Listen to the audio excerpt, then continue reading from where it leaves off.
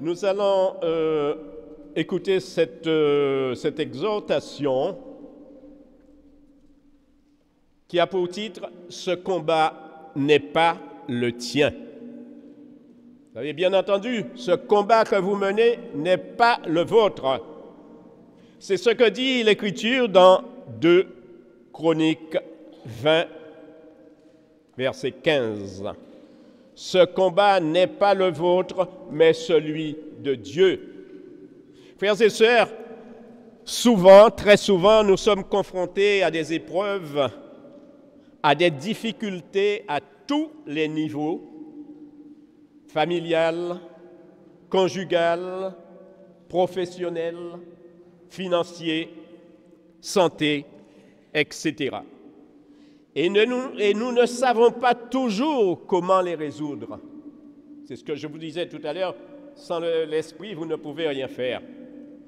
Dès lors que tu es enfant de Dieu, tu peux en être sûr, Satan se déchaîne contre toi.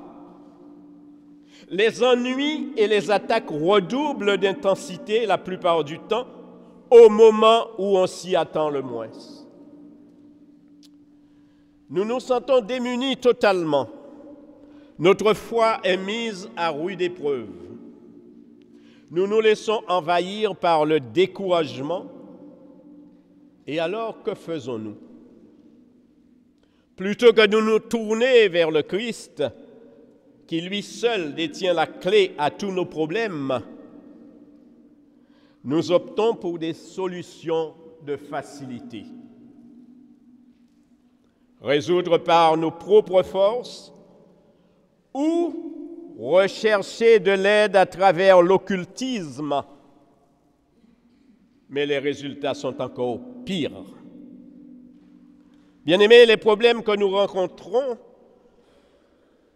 ne sont pas réservés uniquement à ceux qui ne croient pas en Dieu. Nous en avons la preuve chaque jour. Nous qui croyons, nous sommes confrontés en permanence à ces attaques. Mon frère, ma sœur, lorsque tu te sens seul face à ce combat, que tu vis en permanence une situation d'échec,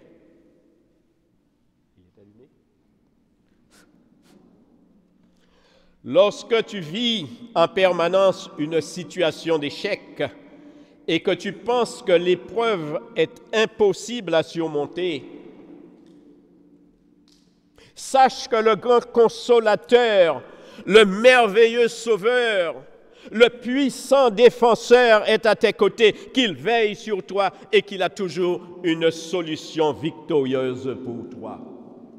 Amen. L'Écriture dit dans le livre de Sophonie, chapitre 3, au verset 17, « L'Éternel, ton Dieu, est au milieu de toi comme un héros qui sauve.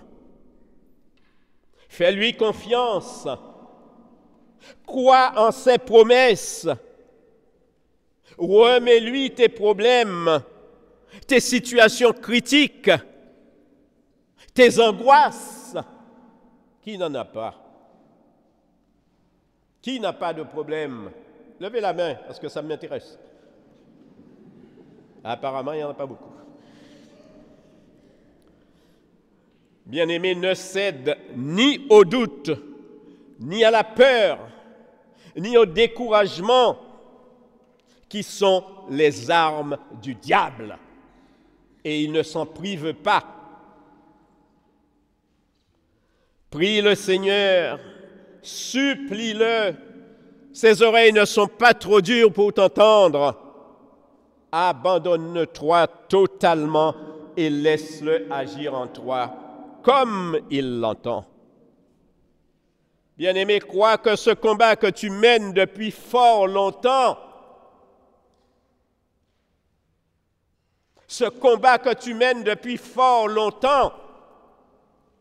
Jésus l'a déjà pris en charge à la croix et il l'a vaincu. Quelqu'un a dit Amen?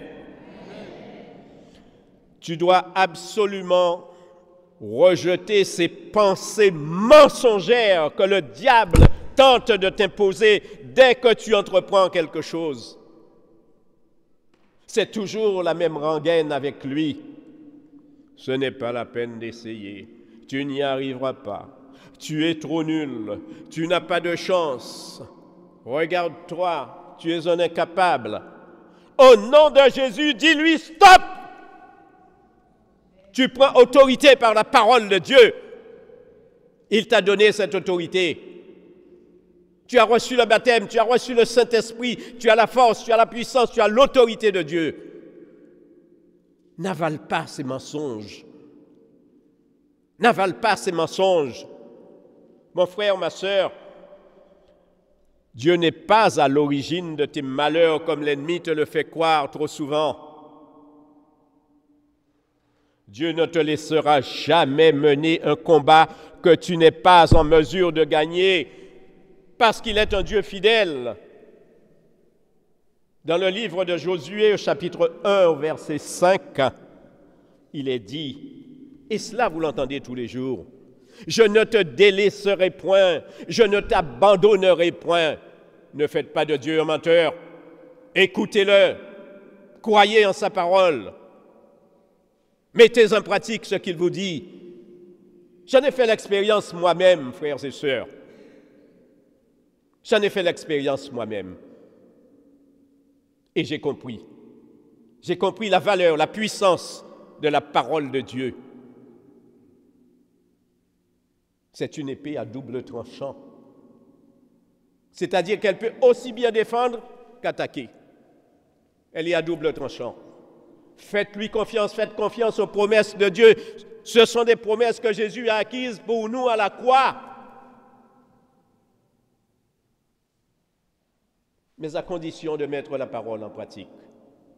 Amen. Sans son esprit qui habite en toi, tu ne peux rien faire. Accepte ton impuissance, ta faiblesse et abandonne-toi entre ses mains afin qu'il puisse déployer sa puissance en toi. Écoute bien ce qu'il te dit. Ma puissance se déploie dans ta faiblesse. Et Saint Paul ajoute, lorsque je suis faible, c'est alors que je suis fort. Pourquoi? Parce que Christ vit en toi. Ce n'est pas moi qui vis, c'est Christ qui vit en moi. Avec sa puissance, avec sa force, avec son autorité. Pourquoi as-tu peur? Dieu te dit, ne t'inquiète pas. Ce combat n'est pas le tien. Tu lui as dit tout à l'heure, me voici, Seigneur. Il a entendu. Il a entendu parce qu'il est là au milieu de nous. Est-ce que Dieu abandonne les siens? Est-ce qu'il reste sourd aux appels du pauvre qui crie vers lui?